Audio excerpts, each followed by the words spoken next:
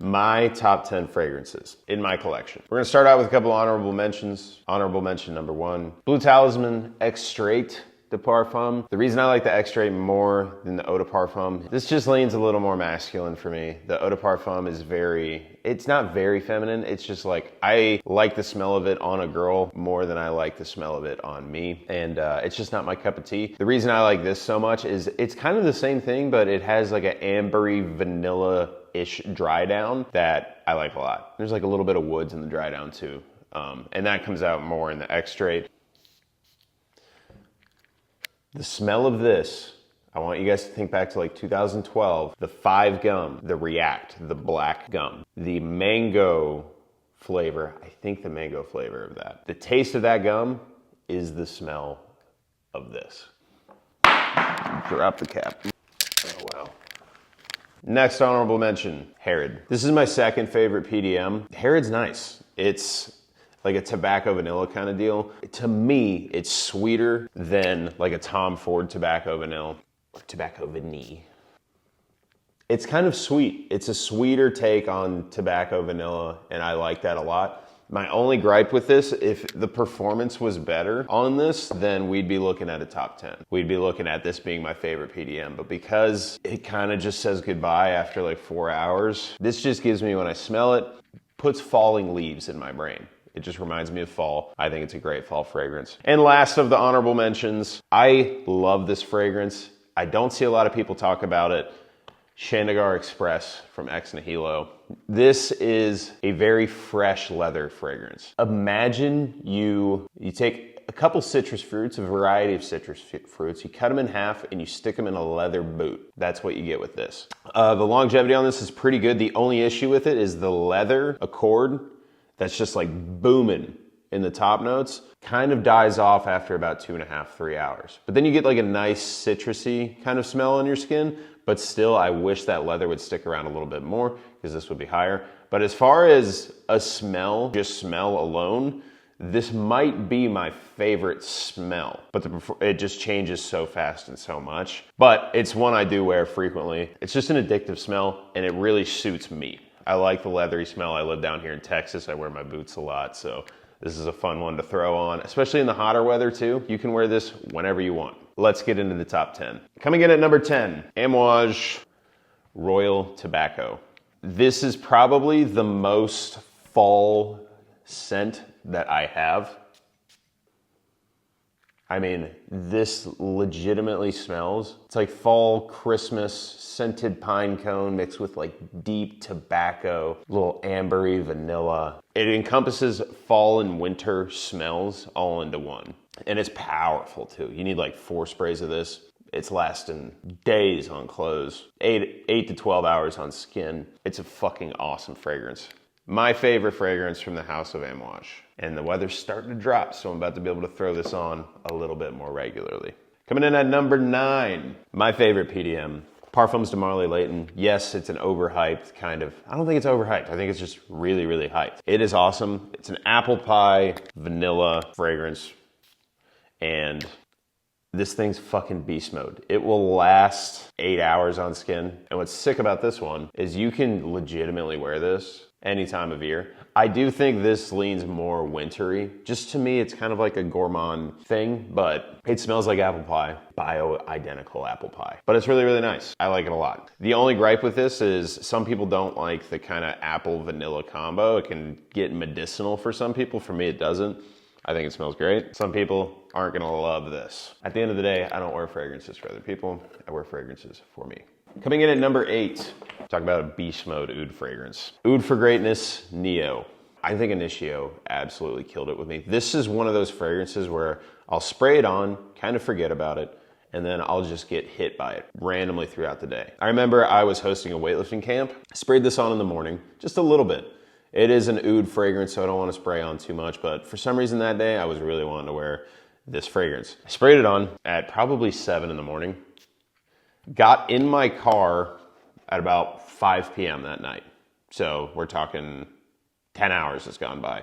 still was booming. Now what's cool about this one is it got some green, piney notes in there, which I like. The normal Oud for Greatness is just very deep and oudy. Kind of like museum, like Civil War museum, kind of old wool coat kind of vibe to it. I don't know. The green in this kind of freshens it up, makes it feel a little more sophisticated and a little more wearable for me. One of my favorite ouds. Coming in at number 7, a divisive one. Grand Soir, MFK. A lot of people hate on this fragrance. They say it smells like an old lady. Here's the thing. Here's my thing.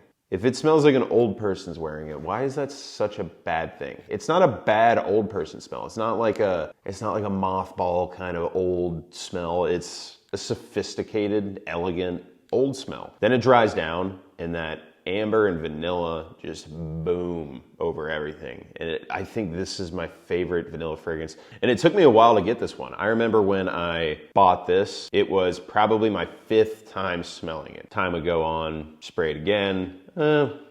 Okay, it's growing on me. And then one time I sprayed it on my forearm right here. And if you guys don't know, when you spray this stuff, I'll go ahead and spray it on skin. The shine you get from this, like, lives for a while. I sprayed it on my forearm. I went home and showered, went to sleep, woke up, and when I was eating breakfast, the smell of this hit me. And I was like, there's no fucking way. I was like, it's gotta be. So I smell my clothes. I was like, did I wear any of this stuff? Did I forget to wash it? Then I looked at that spot on my forearm, could smell it.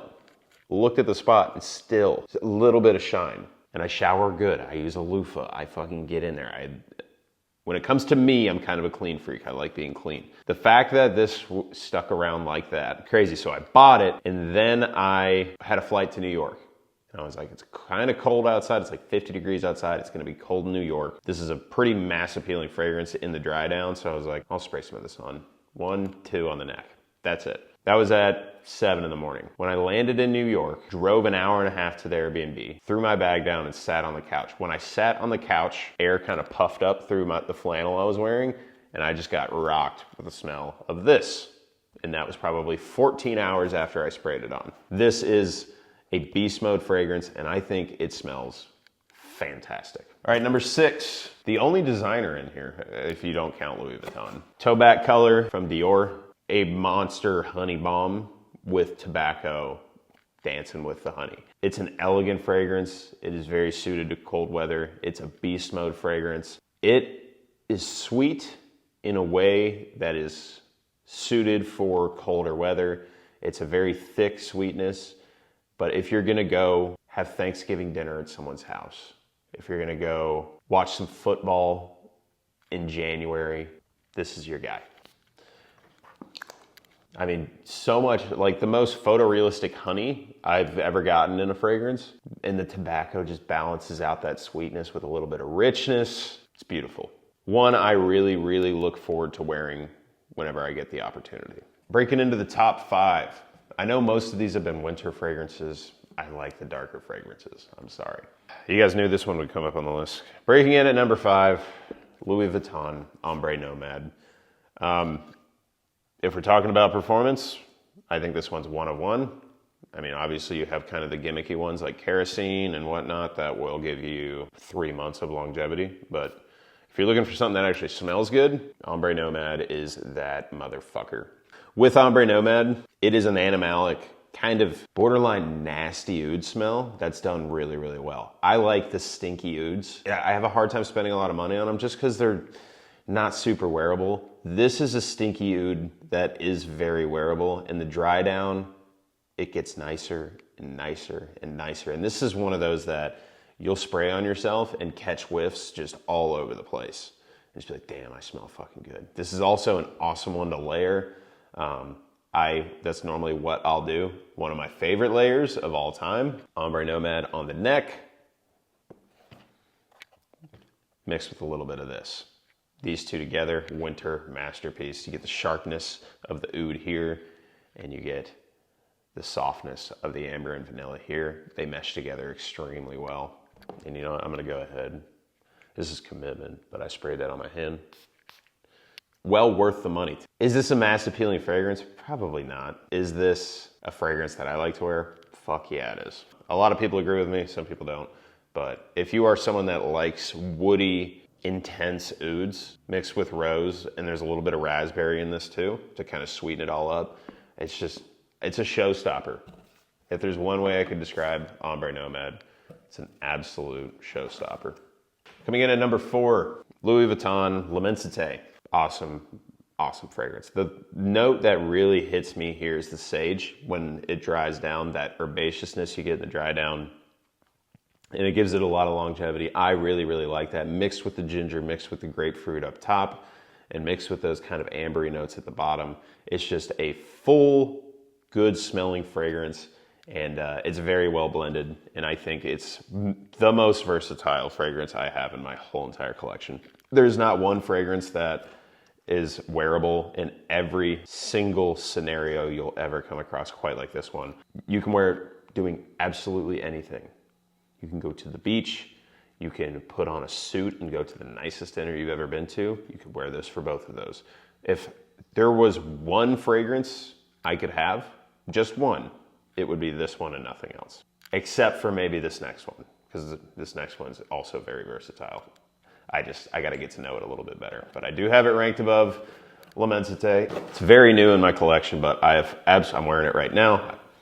I've absolutely fallen in love with this fragrance, and it is Ex Nihilo Speed Legends. A peppery, woodsy, citrusy fragrance. Once you spray it on, once it dries down, it gets into a herbaceous sage similar to the L'Immensité, but I like the top notes here better. I like how it smells when you spray it on better, and I like the way the sage hits me a little bit better with this one.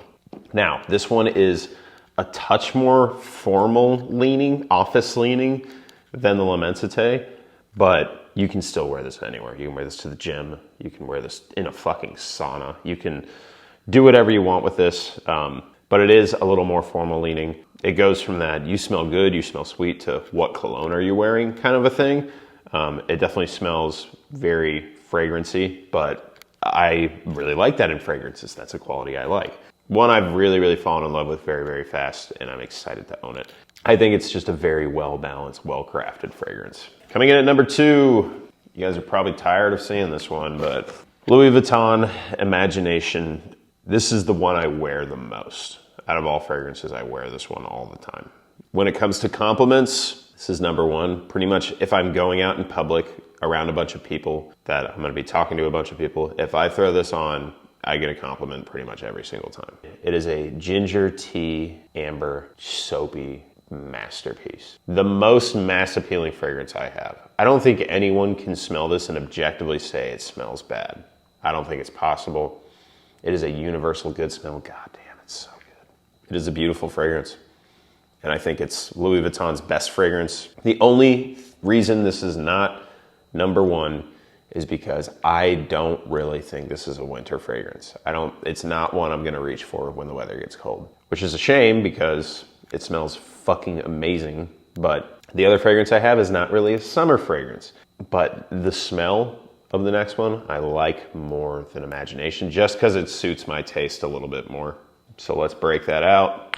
My favorite fragrance, Creed Royal Oud. This is everything I've ever wanted in a fragrance.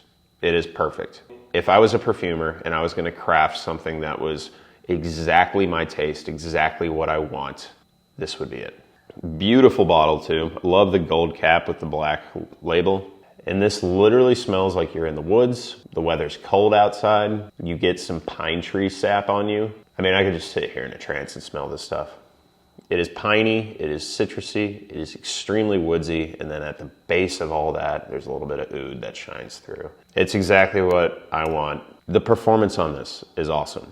The projection on this is awesome. The compliments you get on this, everywhere. It's a phenomenal fragrance. It's just exactly the smell I want in a fragrance. To the T. Like, it couldn't be any more perfect for the smell I want. So, let me know what you guys think of the top 10. Let me know how similar our tastes are. Obviously, I'm a woodsy guy. I like oud. I like deep, rich notes.